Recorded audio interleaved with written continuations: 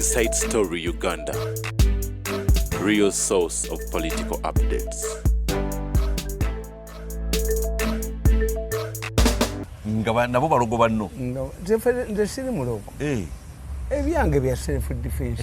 Byakwekuuma. Ebyange byakwekuuma tibiroga. Waloddeko ku kyali waffe nga baganze ndi mulogo. Gwe bitabaale bikukube bikumale. Bali okuba laddu oli n'agina aba mu mbeera. Nina basa player nga ate baagibyewo. Kubanga era ngenda kulinda. Kubanze balowooza ndi ngende wa Bujingo kulokoka. Tosobola kulokoka. Bakutta. Nagamba gundi, nagamba species awandira kazibu. Never become a model. Abaganda bagamba bintu bya kyabuwemu naye kankizingezinge. Kiwumbe. Ti omukazi bwe yeeyambula era ntera nnyo kyogera. Nebo bakiteeka mu ngeri ndala.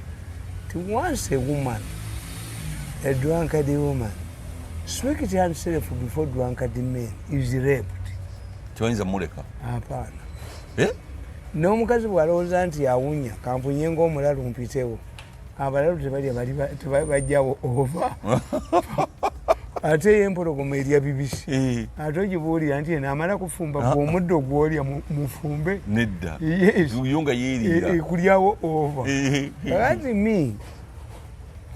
nze ntunula ekintu nenkitegeera specials awandula kazibu mu mawanga agamu bali mu kubya amasasi ne bamutta. Lwaki? Never become a model. Munsi. Tukiyita guerrilla marketing. Guerrilla marketing kitegeeza ti bw'oba ojja mu byobufuzi oba munsi mu limelight funa image gy'ojja okumalako naye. Nti Bukenya yajjanga omukatuliki naye yagendako mu kyaki okusoma e Rubaga ne bamukola bwe bati ne bamukuba kabonero. Faaza bw'ategeera nze n'ensimbwa mulayi waliwo faaza mmanyi ankuba kabonero. Lwaki akuba akabonero? Siri qualified kulya mubiri gwa Yesu. Ng'ogenza okusembera takugoba takuswaza takuwa mubiri gwa Kristo akuteekako butesi kabonero. Akuteeka kabonero mu kyenyi bw'ati nkumanyi oli mukatuliki naye embaga y'omukama naye esosola. Yes.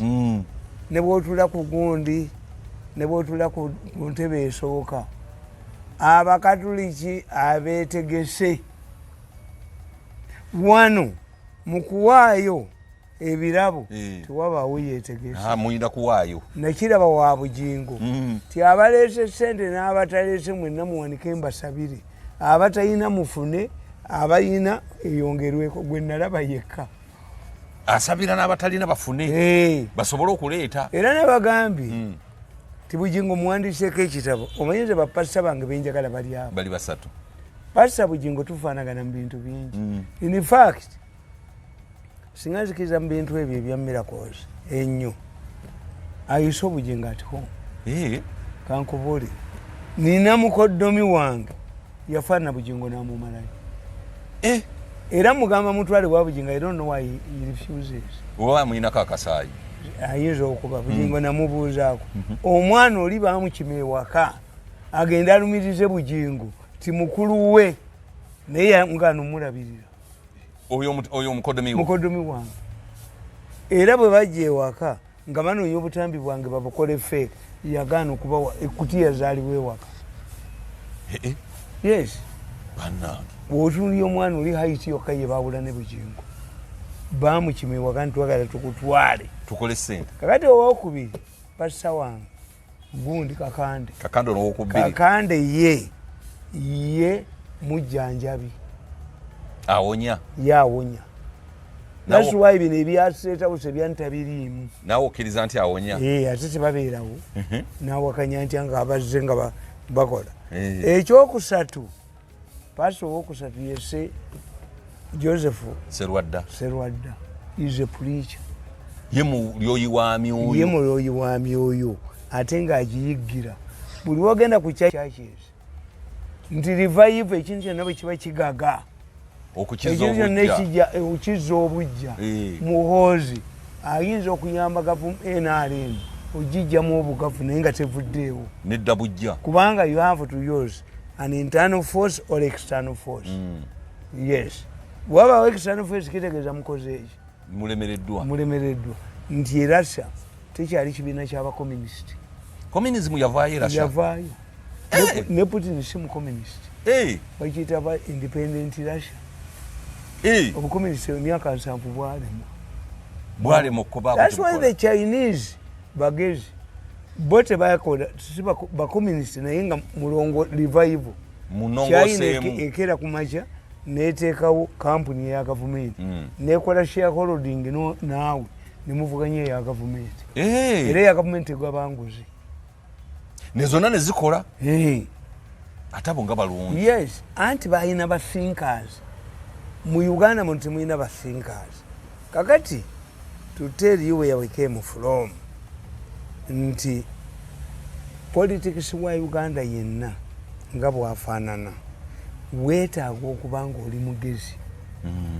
Nti Museveni yamala emyaka ngaaga 5 kale tugeza 2 oba 3 ng'asitadinga eggwanga lino nga tannaba kugenda ku munsiko kulwana.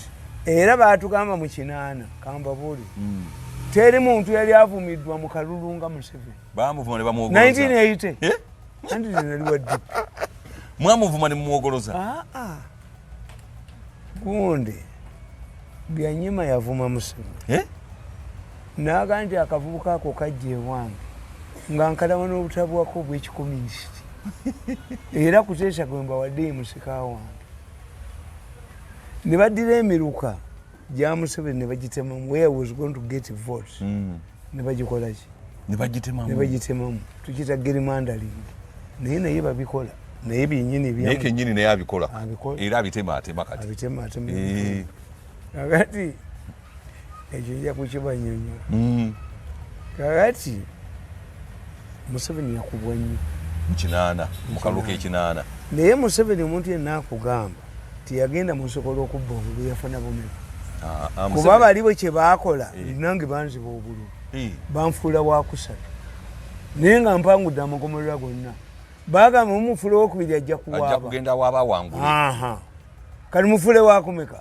owokubiri tannawaaba talina magezi naye bonna byejogo nendibajjamu naye nansana owokusatu yawaaba Bukenya n'awangula. Yes, anti erinnya maya gundi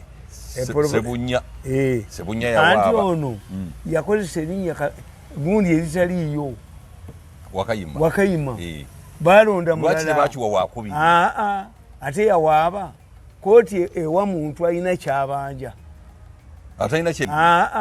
ate yawaaba kooti ewa muntu alina kyabanja atalina kyebanja tekuwa kooti ogisaba kyenaakuwa kooti ekuwa kyogisabye omulamuzi Kavuma n'agutyemula ate ono yawaaba yamatira ono yagoba kitegeeza nti oba tewawaaba wali mu mativu.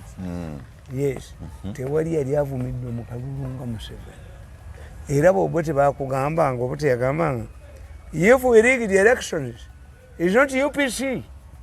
Let Museveni sukuteesa not UPC is kuteesa UPC. Kuteesa yawangula Museveni. Yes. Ate kuteesa ajja ate mumwegattako ate nga yamuwangula eventually anti baawasa wamu. Kati nze nkubye abasajja bano nenkubira Muhoozi nina ssente abaziina kati balala aboogera ku mikolo gya Muhoozi balala nze n'amafuta agatambula sigalina abaana bange ssente zebagenda okulya nteekamu amafuta ga Muhoozi tosobola gateekamu. Kati ekyo kikutegeeza nti even from day one bayingiddewo mu PLU kyoba olaba nti fe abali principled tukolera ggulu nti ejja kugamba Nambooze gwolaba Nambooze yagambako nti Museveni agabana emitwe gy'engege agaba n'omutwe gw'engege waka munva. Nambooze yaliko kada nga traininga baliko defense mukono n'abeerako agenda mu law enforcement yatondako n'endagala mu katale Nambooze naye ye talina principle. Fe abalina principle waliwo akatabo ka Luganda omusajja bamusiba mu kkomera yali afiiriddeyo enjala anti oba bamuyita Nkabalabamba waliwo akatabo k'Oluganda ye bamuyigiriza hygiene abasibe bwe baleetanga emmere wanaabiranga eweddewo katafire enja bali abasibe tolaba bagamba abaganda baga nti amaawule tegokya mutima gwange divide the food waliwo abasajja abali emmere ng'ayiwayo buyiyi ne bweba eyo kyetya olulimi lwe lugiwozawoza n'amalusu n'ayiwayo kakati you divide. This is why Baganda will use different places in other areas where they have a high rate of poison mukoza wamu abayina yiyale tobala bagira bugizi bwati naye naali omusowaani yemu including in Northern Ireland kitegeeza beewa nnyo obutwa si masowaani beewa nnyo ki obutwa kakati abo abatali principled nti linda kati bagenda ne bagamba mawo kyenkunyonyola nti mmwe temutegeera politics abantu abatati you must have the genesis bivuddewa gye byatandikira. When I tell you nti omukazi alina olubuto okujjako olwabiikira maaliyo tilwamuwanduzaako malusu naye when you see ne bwolaba binaiyeeri ebyo omukazi asooka kusisema to vomit akabonera akalaga nti nno embeera ye ey'omubiri ekyuse. Abazungu abasawo bamugamba kunywa mazzi nti whenever she vomits because amazzi tegamuggwamu there are changes in her body era basanyuka family esanyuka yes family ekola ki esanyuka nazaala bw'asanyuka naani okusinga n'asiba ettawulo n'awandula amalusu kyembagamba okulimba ti nazaalawo bw'obanga baakuwasa oli mukazi mukadde nga tolina lubuto ensobi gyokola kuwandula amalusu wesiba ttawulo babala emyezi emeka mwenda onoobalimba nti luvuddemu onookozesa tomato sauce so kakati bano bw'oba oyagala okutegeera politics wa Uganda bala genesis gyeyatandikira have been telling you nupu kibiina kyenaalemu kyakugana buuza mwenyina zooli oba bwe nti yatuulaawo nentuula naye. Nupu was formed by NRM people. Why? Waliwo omusajja bamuyita Nicholas Biwott. Nicholas Biwott ye musajja gwe naasinze okulaba alina amagezi mu mutwe. Nicholas Biwott yali mukwano gwa Moi. Baali bonna nga basomesa. Moi bwe yajja mu gavumenti n'aleeta Nicholas Biwott ng'ali naturally gifted. nga yakola ki era Kenya bamuyitanga the total man. Nicholas Biwott yali yamastaringa obutemu ye nga mutemu lisikiteeka ninga musajja mumpi bwati Nicholas Biwott wakati Nicholas Biwott nga wamunyi musajja wamwe Nicholas Biwott bamugamba yatta abantu Kenya era Moi yamusibako mu kkomera nti assa obuko kubanga obuko yali musiru ate munywanyi we bwe yaleeta namusiba anti obuko yali musiru obuko bagenda mu Amerika Bush n'agamba Moi gwe sijja kulaba onuka siyinza kulaba gwe ddayo ewammwe otubulire olunaku lwovaako tetukyakwetaaga nkoloza lwaki pulezidenti agenda mu Amerika Amerika kasiteekugamba yo tekolera ku mizimu pulezidenti wa Amerika yakugamba nti nyuka Museveni kyava yeewalayo togendayo kubanga bamugamba ddanyuke nze nwanye n'abaana bano I avoided all my friends in the government kubanga nayogala omulenzi ono mukwirida nekizunza lukwe mukube mbaggirewo nga tolina kakwate nabantu mu gavumenti siyinza kuteesa nabo nagenda waffe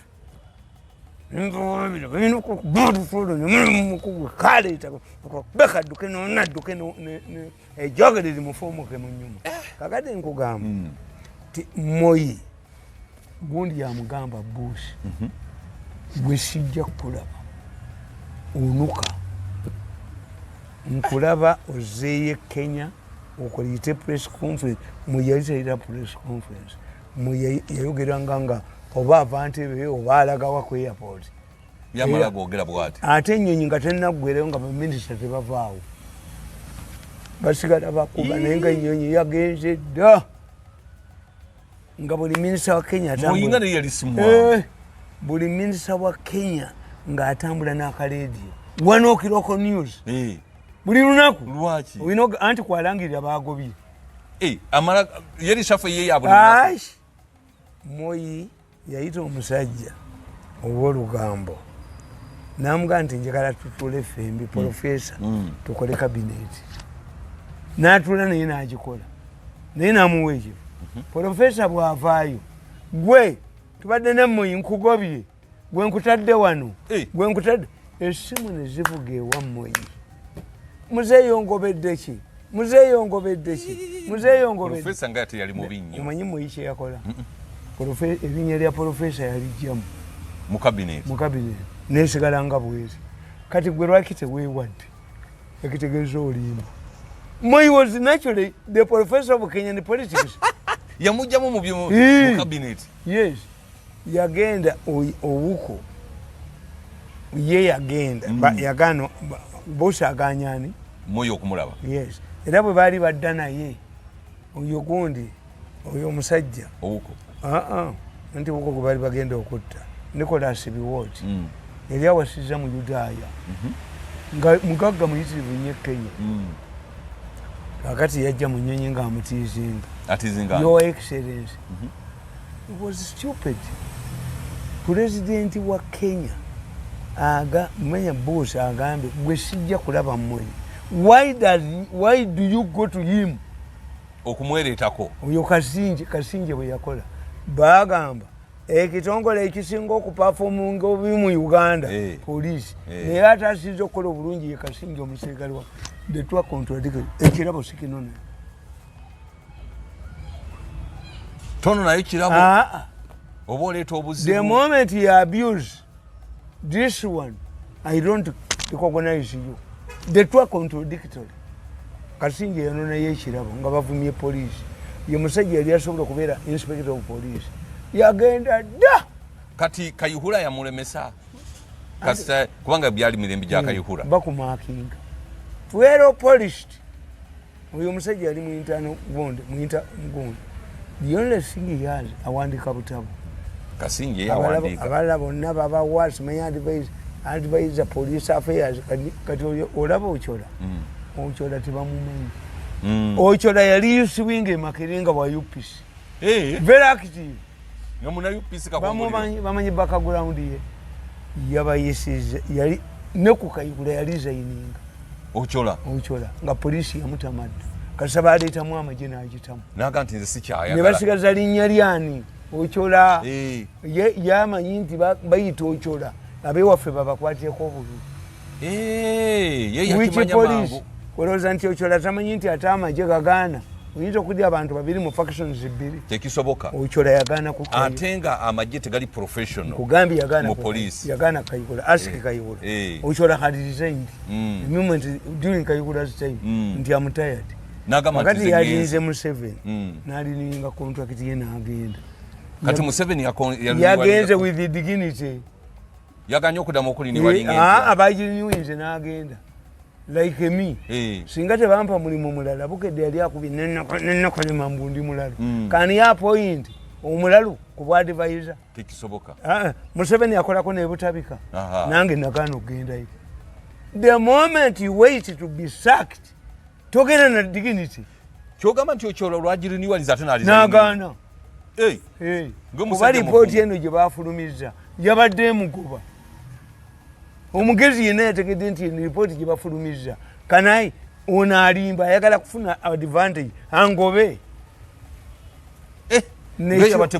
yes nekyoni Museveni yamukwata bwati mu biseera bya PTA nga basekitawe w'Obote mukimanyi tata Obote batamutte ani ayamutta mbaga nti Obote yennyini yamwettira anti ng'Obote PTA Museveni aleese PTA abakulembeze bonna bajja wano PTA recognition kakati kitaawe w'Obote ne bamutta Obote petition amawanga amalala nze satta ku kitaawe wa Museveni nami nze yatta kitaawe wa Museveni naye lwaki yasowa kakati yali omugezi yali nekyoni baamuteeka mu nnyonyi n'abuulira bali bakawunda baani nti Museveni tasobola kutta taata waffe. I even suspect, strongly suspect, Yobote yasikitafu. Nechoni yali muganda w'olukwe. Naye Nechoni agenda okulaba nga ebintu bigenda bulungi mu ministry.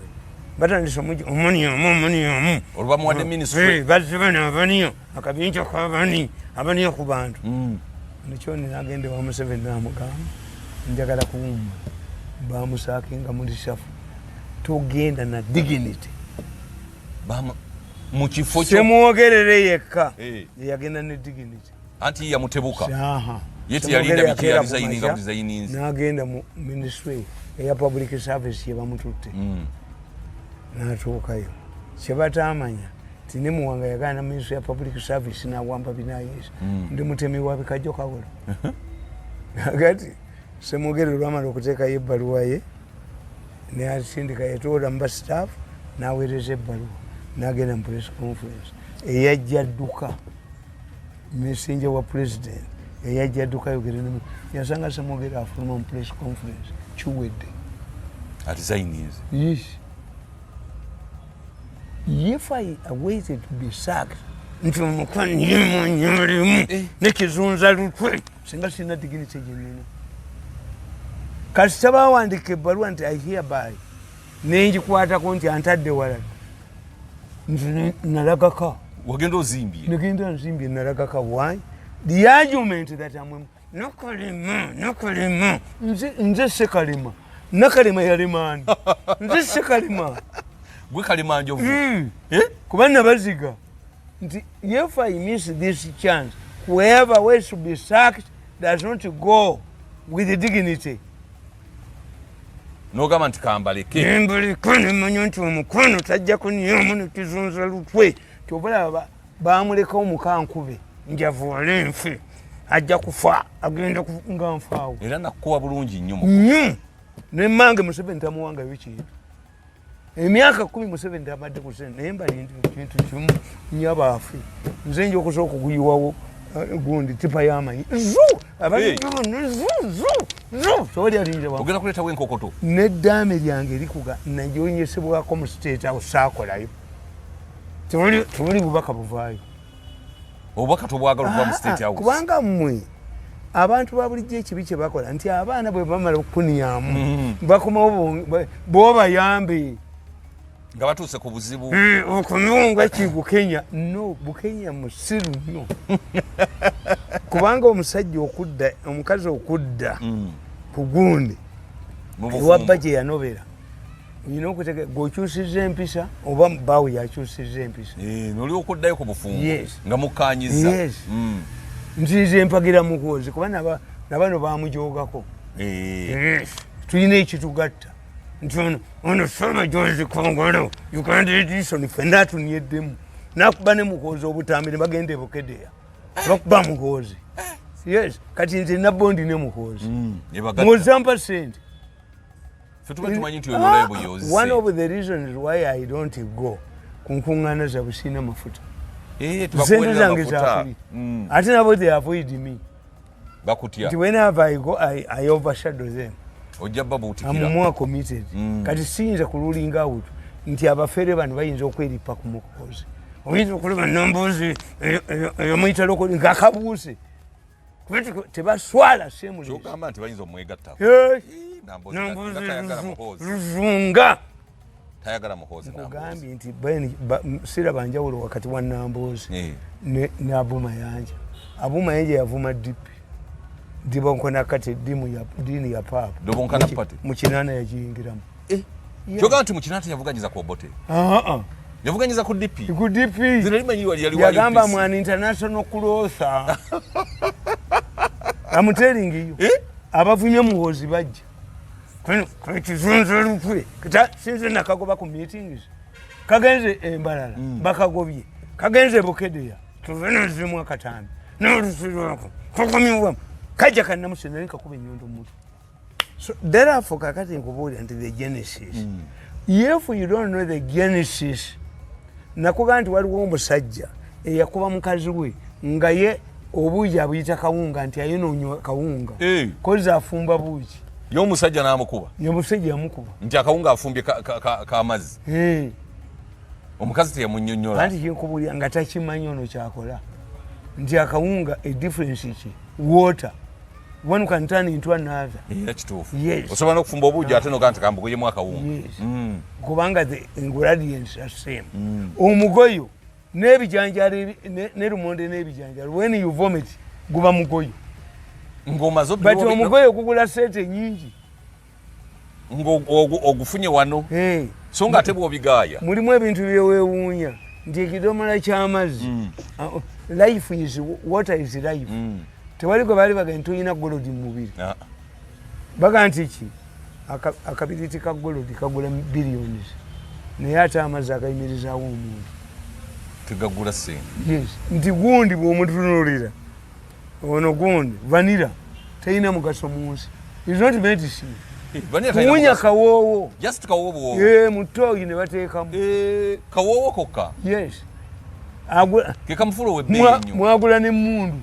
Nemukuma ennimiro za vanilla talina product ndala yonna okujjako akawoowo. Era mu Uganda nze bwe nasomera myaka gye7 bwe tuba tukola P7 mwalimu ekibuuzo where is vanilla grown nti ku mukaaga wo vanilla yasooka kulimwa ku mukaaga awo eyo kofi ennimiro y'emmwanyi yaliwawo awo ku mukaaga we bazimba eddwaliro waneruwa.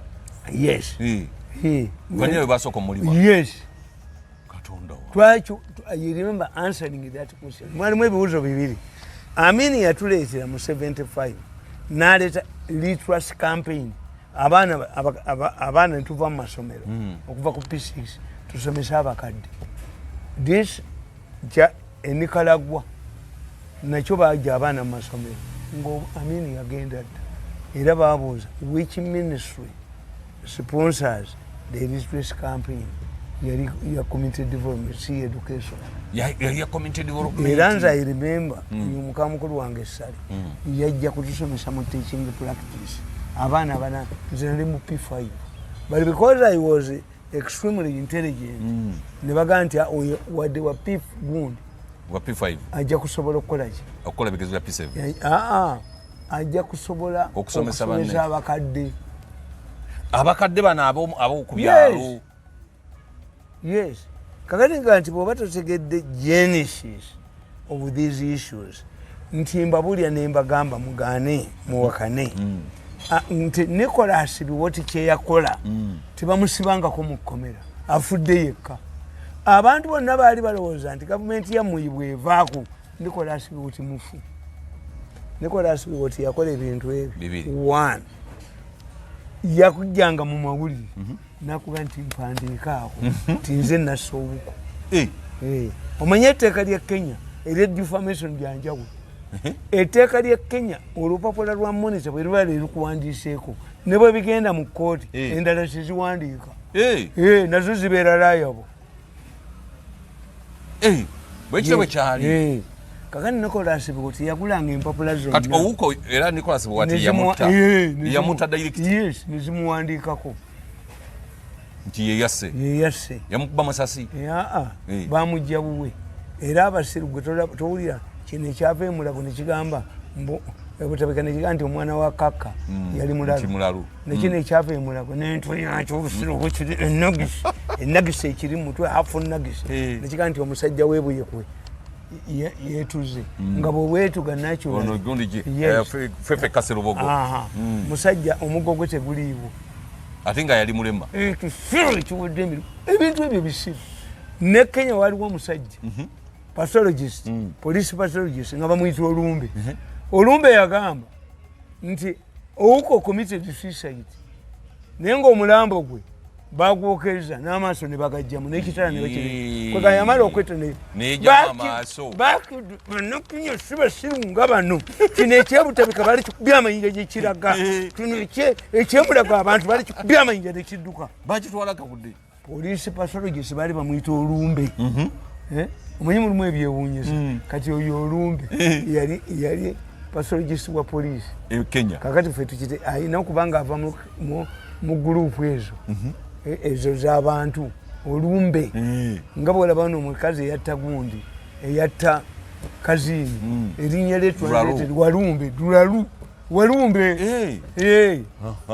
yes walumbe dulalu yatwala butwazi anti dulalu mu lulimi lwabwe abo abadinka kitegeeza walumbe nga bwe tulina kanambi wano waliwo akakazi kanambi kali ka minisita kanambi buli bwekalaka wonna kalangirira ndwadde kanambi katambula ne wenyina waako walumbe paka abantu kuyonda nomugulwako ne bakavunjisa singa tisakakuba singa tulina emirembe ono kizunza mutwe yalagiranga mwanyina yalagiranga mulamuwe ne kazunza tebakuba endodde zalagawo singa sakuba kakazi ako kanambi akatambula ne mwenyina waako walumbe buli gye kagenda yonna kakati nkubulira negamba nti Bobi Wine Nicholas Biwott mwe yagenda okuvaawo nga tewali musango gwe bamuvunaana ate nga namawali gamuwandika anti ng'awaaba mu kooti naawe abalamuzi ng'akyalina power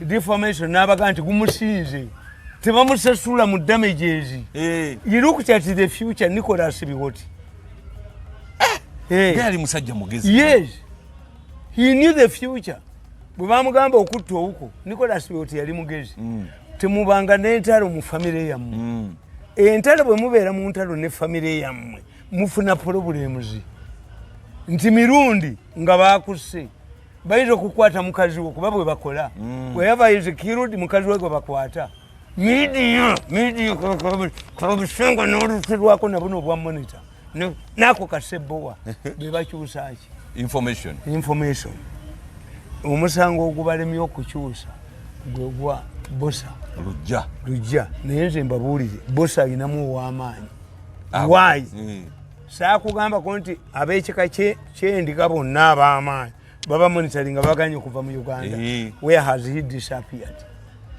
2 lwaki ekirango kya poliisi ekyekirabo taliimu bukedde yeekuba milioni 10 milioni 10 zijirako n'ekifaananyi ekyo yowa best bajja mu makaago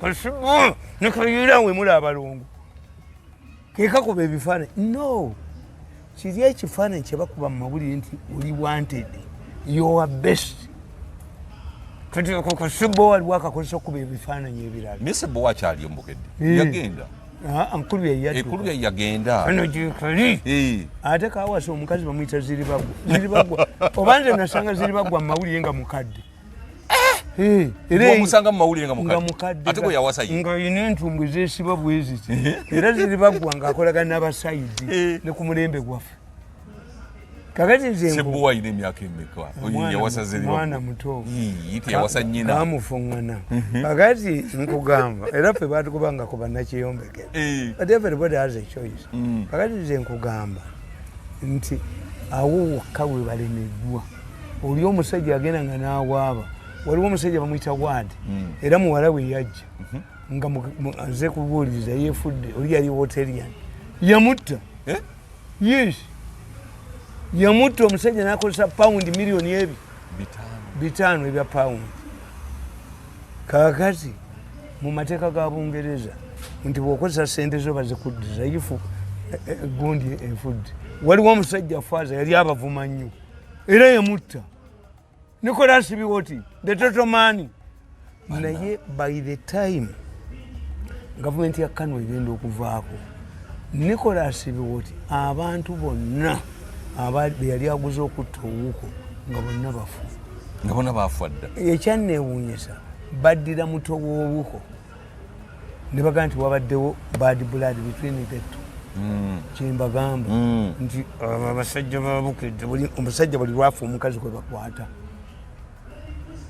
bukedde ekizunza kino kigiremye but they have gone ahead ekifaananyi tekiriimu ekya bosa bakuba birala so ono singa yavaayo dda ali luddawa mbwali kalangala ku bizinga wa yabadde wa musawo wa kinnansi kuba ekifaananyi kya bosa ate gundi kajubi yaddukirawa teyaddukira mu ssabo nze nabagamba nti oyo gundi waliwo mukwano gwange nakati siyabala bwe mbakolera tebadda ono yavuganga emmotoka z'empaka ono kato lwakataka Katonda yamuwa omukisa tolaba mumpi ng'abakongo ndoza mukongo omanyi mu Uganda bamanyi lingala otafiira amanyi lingala n'oyo omwana ate otafiiri naye afaanana abakongo otafiira ayogera lingala alinga Koffi Olomide nkugambye nti ayogera lingala otafiira ayogera lingala no kakati contact ezo yakola bbaala nga mujjamu abantu bangi obukatuli kye bukugamba nti okwogera ennimi mwoyo omutuukirivu byagaba. That's why I'm telling you ti mwoyo omutuukirivu agaba ebitone 7 ekyamagezi ekyokumanya ekyobujumbize bw'eddiini ekyokutya omukama bibimeka obujumbize bw'eddiini okutya omukama ekyobugezi n'ekyokumanya biri bimeka kakati byatampa nze tiyampa bujumbize bwa ddiini ate kyatampa anakimanja atya mu ggulu buli ekyatampa kati banka enoonya atya ewange ewatali looni yaayo mwoyo omutuukirivu yagaba ebitone ekyobujumbize bw'eddiini nteekako ebyange kati atakuba ekubanja anabimanja atya talina kyakubanja yes ekyokutya omukama kirala mutya kubana birombibwa amalwa mbabiwa amalwa mbiwa bye baagala nabyo bya kubanga ffe Abaganda tetuyinza butawoza mu ggulu musango gusinga omuganda omusamize ate eri bayitayo mu ggulu emukono Katonda webutonda ffe twali tumanyi Katonda webutonda essabo lya Katonda emukono teririmu asamiriramu Supreme God teririmu asamiriramu tuyina Mukasa ow'ennyanja tuyina Kiwanuka omulalo akuba laddo tuyina Ddungu lya Bwekale beba persona pati naffe tuyina basatu Obuganda bwamanya Katonda ate nabano ne bajja batuyamba nti bakadinali bonna abaali abamanyi bonna Ddungu teyali ku bwakadinali era Ddungu musambwa gwaffe Kiwanuka Kiwanuka yali ku bwakadinali era musambwa gwaffe Wamala era musambwa gwaffe Obuganda Katonda yennyini asula wano ate era tali Muganda tebamuwaawo wali wasamira lubaale Katonda walumbe gyali era omusajja namugamba nti gwe omwana woni gwe eyezinga bw'atyo oyo musajja yaje ewange nali kyakola kuyambuga musajja naleeta omwana we ng'agira bw'ati nemugamba nti oyo Timba mugenda okwata ettule y'amagi buli mwezi ng'ogiwaayo Timba yajja gali omwana yatereera naye tebakubba oyo Timba yennyini awedde emirimu yazunza omwana bw'ati Katonda wange kakati kyembadde nkugamba nti this man Nicholas Biwott yamanya future this is why nti bamafiya ba Uganda they admire the Kenyan politicians nabo kuleeta Nuupu to serve the same purpose nti even if Bobi Wine does not win naye atufunye ababaka ba parliament tukiyita laverage. This is why some people invested in the Democratic Party ku Mao. Mao bamuwa 1.5 billion. Mukali akalwa kaso. Akagwa. Nene bamugamba nti byakuzanya tovuganya Museveni. Mao olwedda luli natandika nabera serious ngakuba kamala Mao nga yayogedde nabera serious nnyo gagati waliwo omusajja yazanyanga Kasiru ne bamugamba batambulira ku tikiti ne bamugamba magwa Kasiru genda mwebale nnyo basebo ne Mao bwe yali ate Kasiru yayogera bakuba Mao yali tafiiridde mu kabenje nga bala bali serious akaluwe kagwa Mao najja ewange neri mu State House nanga naye abasajja baŋŋamba bambaddeko 1.5 bajja kudda naye nkuba amasimu tegaliko ne bugagwe Mao kankubole oli musiru nanga nti Mirundi ovumanya abantu Mao omanyi nti Mao yagenda okukola ekibiina ekira ne agulawo wow DP yagivaamu yasoka n'agivaamu Progressive Party n'agulawo lyasikihimu era bwe yali akironkinga era yampita. Progressive Party. Museveni yekka ye yataategeera amagezi g'ennimi. Omukoyo olowooza mbu ojja kunnyamu gonnya mwana. Tosobola. Sisobola kunnyamu. Kakati gondi mawo ne mugamba nti tebajja kuwa. Ezo ziwafunye zimala. Bwe ngula sikowala kye namugamba ekizambu. Aleme kuteeba nandeetera amakoona musasula. Amakoona kitegeeza obadde you are aiming in my net. Naye golo yanyambye esiggwe gw'omulimu gwo kwawula omupiira n'ogulinnyako n'ogwo naye bwondeetera endagaano oba ogivuddeko. Waliwo omusajja yali wekimaani abasajja ne bagenda okubba mu factory munene ye n'avaawo yalidde sente baba bafuluma ba ndugu twetu kozi muna ono ye yaga nti alwadde ye teyajja yalidde sente yabalyako sente bajje babbe kati omu ku babbi eyali atikka bano bafulume ye bwe yawulira amasasi yalinnya waggulu wakiri poliisi emukwatyeyayogera in many murder cases I've told you nti by the time bali bamaze okuziruwinga ku bosa nga government monitoring where has it disappeared erora abo bwabukedde yali nyenyi eryali yabulide eyitali senta ina nyingi kwata sebu besebu we migayogere bosa jali do you know where he is akamawuli galide didn't I tell you nti abeche abakulu abamu mu kika kyendiga bali monitored by government had been surrounded era balaba abakutte ninkugamba ti kaka bwe baategeera nga bagenda mugoba nga kaka alina fayiro ez'emisango egiri aliya baali bamuzinze bamukwate nampita nangamba fayiro zinone had to get a speed boat nenzijjayo bwe nazijjaayo ewange gye batasobola kulinnya ate bame gye nazitwala kaka baamunyega tebamunyega kubanga fayiro zaali zibatwalayo waliwo ezijjeeyo naye nga kaka bakujjukiza ebyedda abadde avumaane nalwisu yoni abadde avumaane nalwisu abadde avumaane bo babijjayo amangu wakitalo nnyo nalwisu owaawa yazuula ki abadde avumaane nakalema mayinja ki bamayinja bakola ki uno crowd ki nakalema gyasobola okufuulinga politics is in numbers bulokazi bwabwe buyina ki nyayi no kakati nenkubuulira whether you like it or not abaateekawo nuupu baali beenaaleemu ng'oli Nicholas bwoti bwe ya insulatinga himself nga Paulo Muwanga bwe yali agenda okuinsulatinga himself Paulo Muwanga yali agenda kiyita ku Museveni n'alemera mu nseko why Paulo Muwanga ne Museveni be baawamba ki obote Muwanga n'ayagala okutta Museveni omanye Museveni oyo musajja embala gy'abalamu kati bwe nkugamba Gaddafi yayagala kukutta Museveni tosobola kyegereza Museveni mugezi oba ayina ebibye naye babala there was a time when we are coming from Libya naga nti omuntu oyo omuntu ali Museveni naga nti mpita Italy mugende mubuuza Amelia kyambadde Gaddafi yawaako Amelia kyambadde emitwalo gya dola aga Amelia n'azimukuba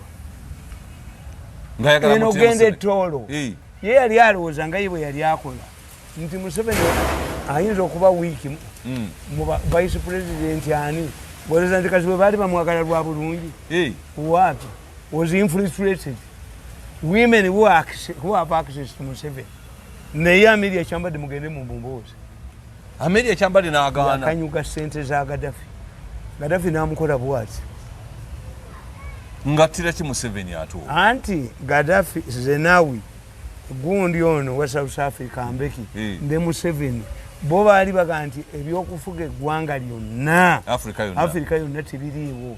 Let us start with the regional bodies ng'abamu era Zenawi yafa owa Ethiopia yafa omukazi n'alebeera ne mu State House kuba baali tebazimbye Mbeki yamuggyako Gaddafi n'aseka tinabadde baneeregamu mbajjeeko Museveni gwe yalemwa yali agala muteera bbomu mu nnyonyi banani abasajja nga baali beetwala anti ye Museveni kale Museveni yavayo n'alwanirira Gaddafi yatuuza olukuŋŋaana mu Addis Ababa Museveni yayogera obudde okukya nga ayita bakulembeze banne tuseefu Gaddafi naye ekisajja bakiyitanga Muhammad kyambasada kya Libya mu Uganda buli wekyalabanga Museveni Your Excellency I have a message from your brother Gaddafi naye Museveni atuuka mu Addis Ababa nga Muhammad kyalina olubuto lunene bweki nga lunene luzibu naye bagakyayagala nnyo obuwala obuto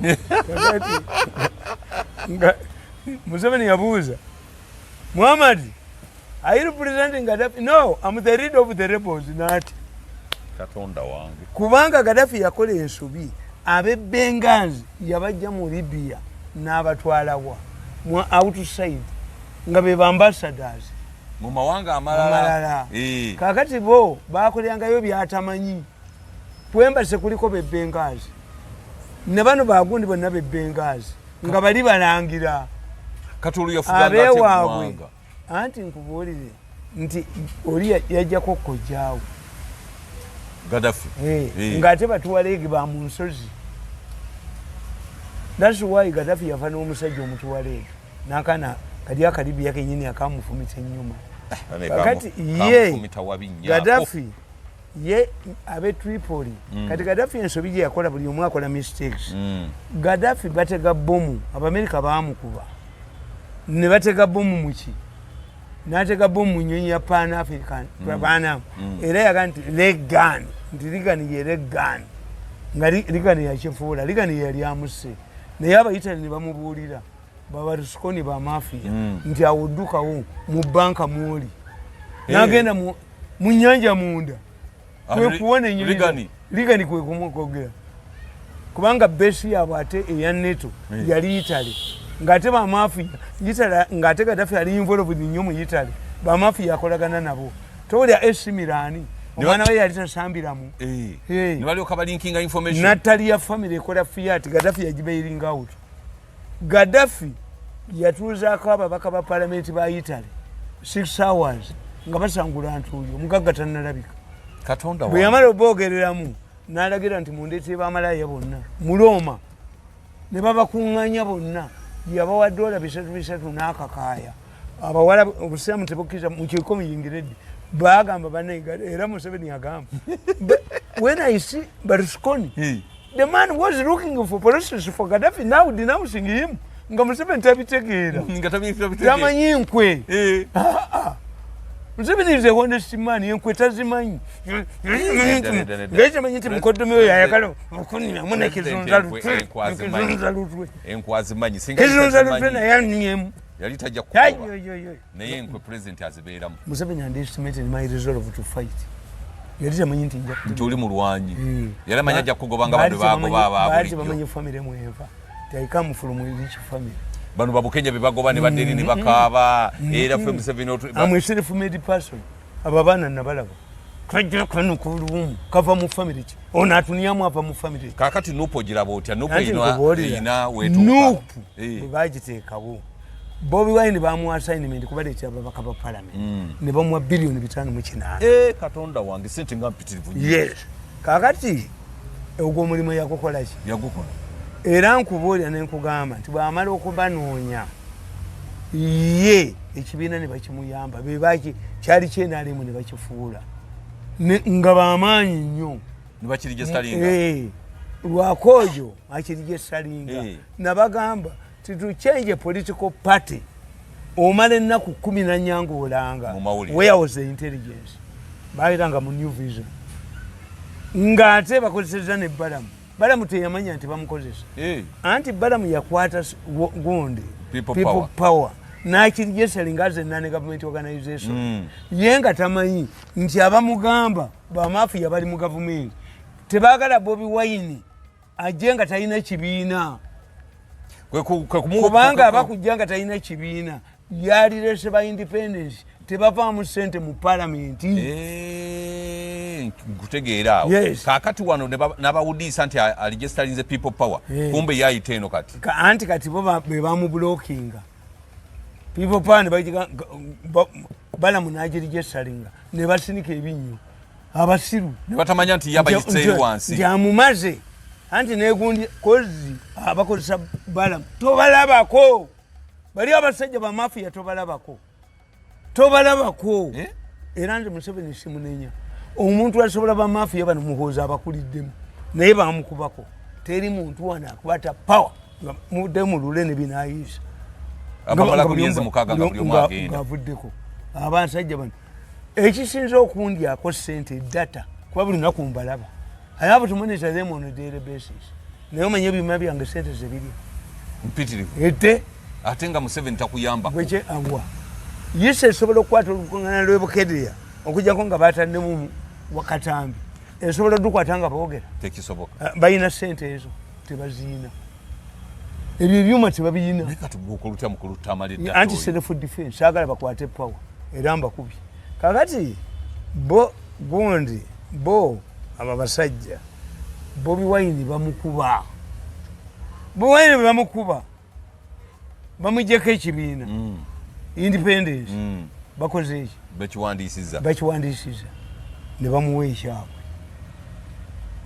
ekyali ekyakibalama yes anti mbabuuza ti akabiina kaali KNRM mulaga omusajja ali disparate atalina ekibiina kyabufuzi sologani ye balamwagiriye esalinze naye waliwo ekibiina ekiranga nti mu nnaku 14 tukyusa obukulembeze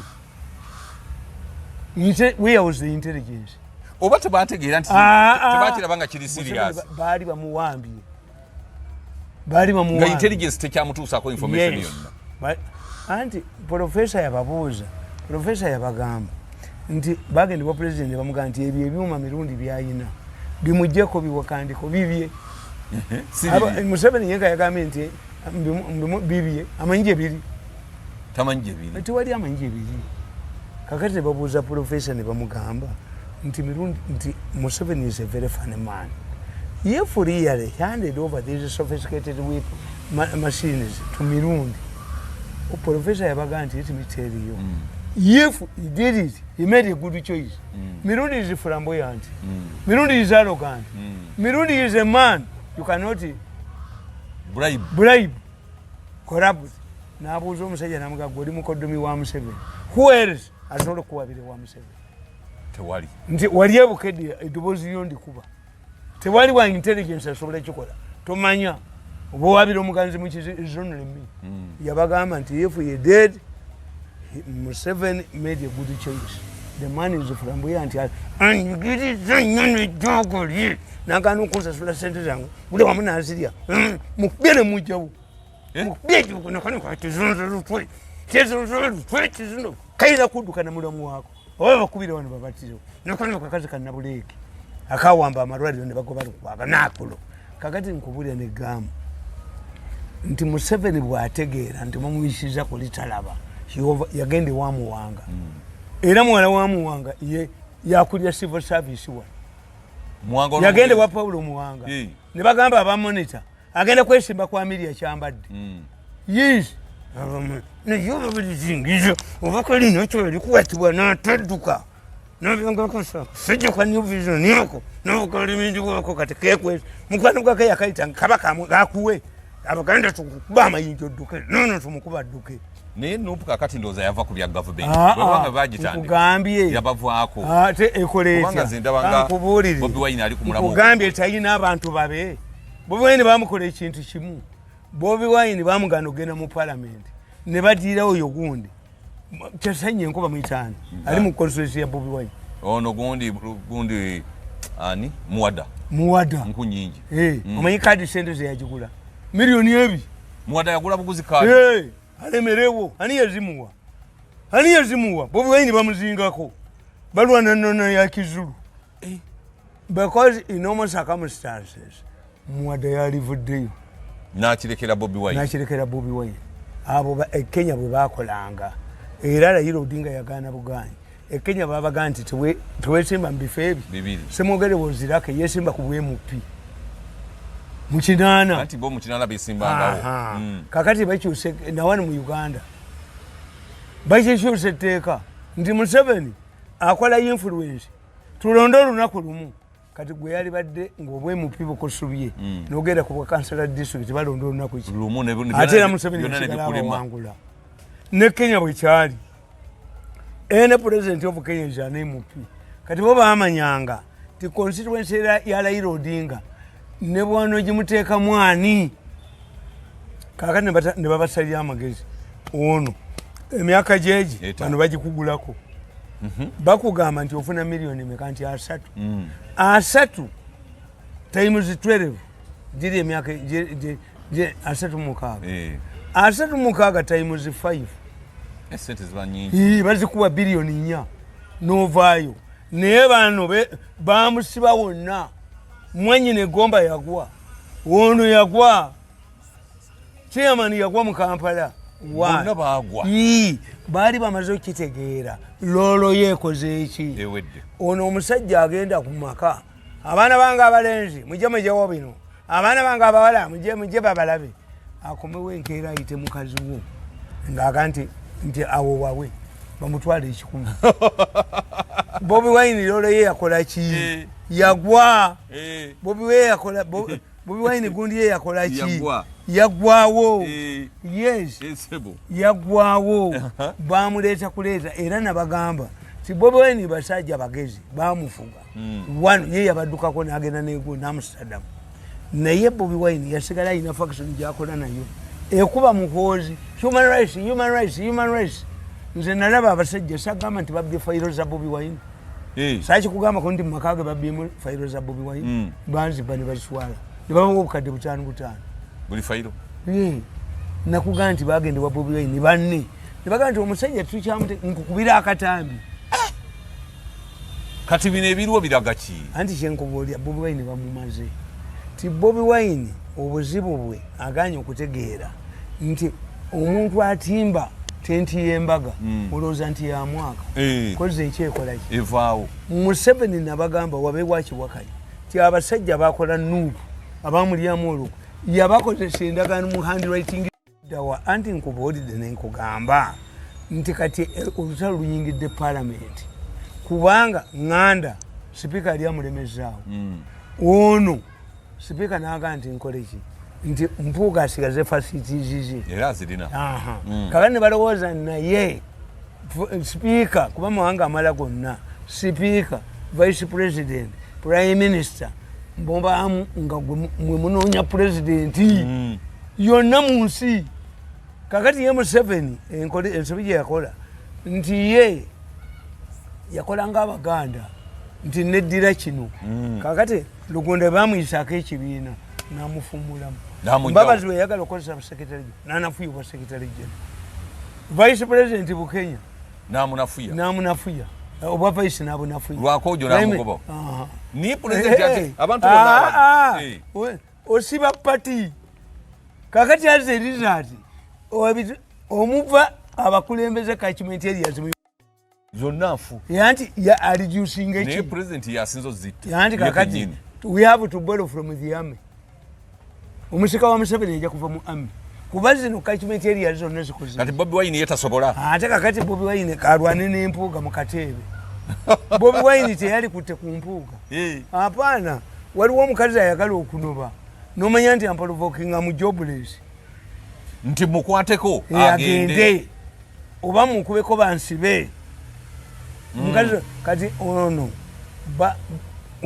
Mpuuga sipiika yamuwa facilities ezitalina wizi but the issue is bensubi gye baakoze nti President Museveni vice president gundi speaker deputy speaker prime minister ne chief justice sente zonna speaker zayina nabo baziyina buli omu aziyina lwaki oyogera zonna tuzikole tuzidividingemu kubanga ne bali bagenda zifuna abaziyina ziyisibwa mu budget Museveni yaziyisa omukazi yagenzeko mu national coffers kakati kitegeeza nti Mpuuga sente zakwata zikwata mu mateeka oba gwe tebazifuna Kadaga yatambuliranga mu nnyonyi bagamba n'ogigula ani yagisasulanga parliament Kadaga yatambulanga mu constituency zonna n'adonating zaavangawa mu parliament is entitled sebo olaba ne gundi azina chief justice Winyidolo nayazi kuwata sebo nayazi kuwata neza donation ndoza zibawa bakotikirako baba lamuza batayina mpale obaba genda okwanjula kuba ononya bazibwa nabo tobalaba ono yali vice president yejo bawe yanova nagandi kampase n'omugongo tukusasula government ya Uganda yesasula omugongo bawe anti suppose na yafuna ne gundi ne sipika naye naga nange kandeete naleta magogo naye tumusasula n'omugongo tukusasula ye kakati kyoyina okukola tosobola kukola faza nga tumaze kutegeera faza gwogoba akoze bikiba faza balabye batakola kakati obanga mudidde sente ne muwanga kivumbi yayogeranga sente Museveni zakozesa bwogate emitwalo 5 zifa viri tawuni zituuke Cairo ngozigase bwo ye muwanga bwe yayogeranga naye nga kakati yayina mmeka mpitirivu yes abaganda tukugamba nti embaga zantama ng'ebyambalo talina muwanga yali mwavu kati wa budget waki ebizimbe byazimbye obumenyi obusiru bwabazimba hotels apartment abantu bajja ziremeramu sente wazijja hiyo pesa ulipata wapi nilo cha abantu abo tubatukoleyo ku mafactory ni bawa abantu emirimu na kintu mento gundi eriemu nti na investing mu transport omuntu yekagobagoba mu transport yali jana mu jodi mo yakwata basi zena azitunda ku throwaway prices ate zange sina lungu ereza ali amakumi asatu nsigali za munya zalongo lutu sebolanga ko sente mu bank chovule ono they underestimated me era namulabanga ayogera I didn't know that he was a representative of harm kakati ndi nyinza okufanga sina bujanja Bukenya ayina kyagenda okukyusa mu buweereza wa government Bukenya akolera ekintu kimu nti omukazi yanoba yanoba omukazi yanoba bwakomawo akanga abaliwo andi omusajja kanti omukazi anagogola ba yatakomawo kiwusa empisa ndyoke nkomewo lino lyayonoonya ate eri Bukenya ate ligera kukola jjo ku luno ate akola ki anti Bukenya kitegeeza luli baali bamwadde omulimu gwatasobola kuba Bukenya yasoma public health musajja wa Butandaalo omuyita Sajoni public health musajja wa Butandaalo wa hygiene kyovula nabagambye nti omusajja yagula entebe nga ziyita z'amahogani kozi za kirundu n'ekifamba ekifwafwa nibazikomyawo era ffe tetwewuunya Bukenya. That's a bad investment. You invested in hotels. So you go to hotels.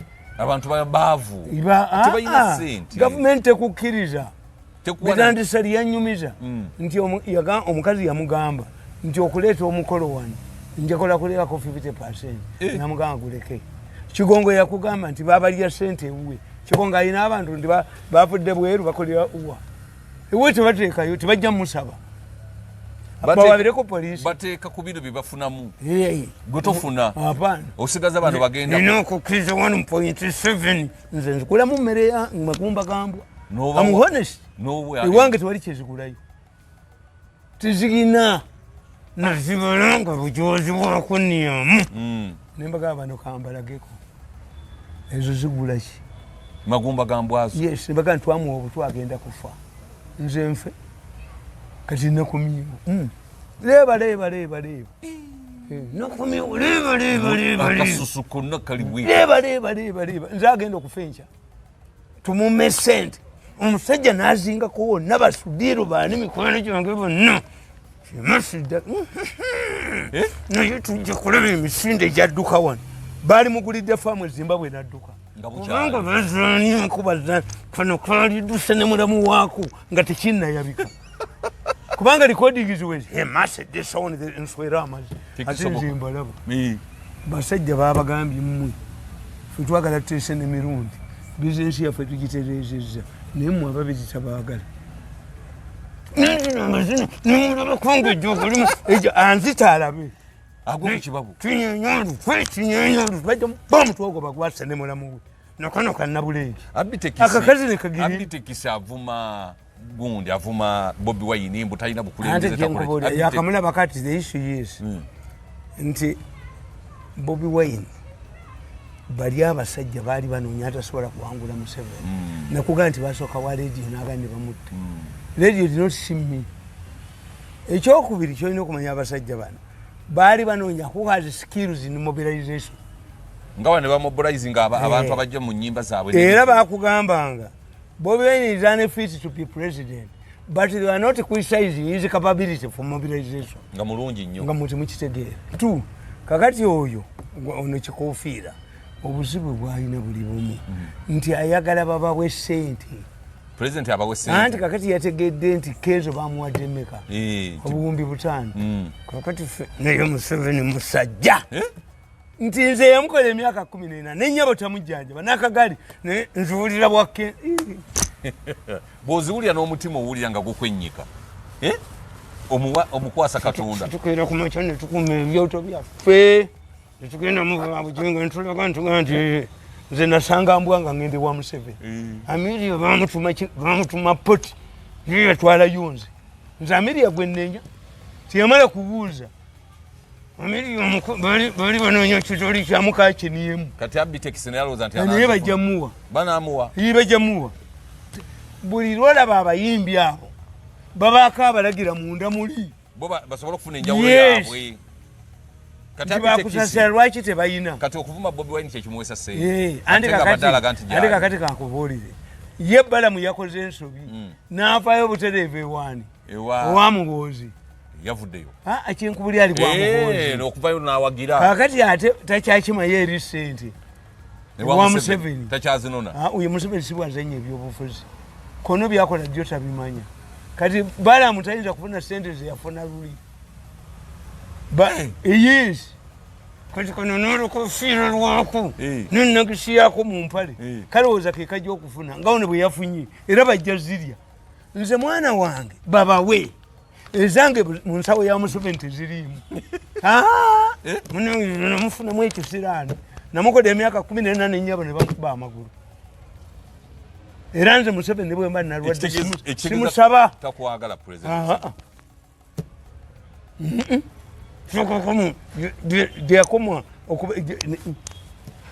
naye niiza ekintu kimu basajja mmwe nyaba afe mulinnyeyo nateekawo dda tipa y'amayinja tewali kuleetayo sente temulijja kuziika ne bwenfa nange temuziika tukoyo obujuzi obwo obutuniamu nemutuniamu nemutunyalamu njagende waffe nsaba akalwa abantu bajja kundeeta naye ejjoogo eryo libaniisa ku baana babannamu ate birekemu nze sikyatya kufa naye obujozi buyitiridde nabitekisa afune sente nga gwe yakola tufunye mbulwokuba avumanya Bobi Wine nze bampitako buyisi kubanga omuko omutima gwake entontogolo omuko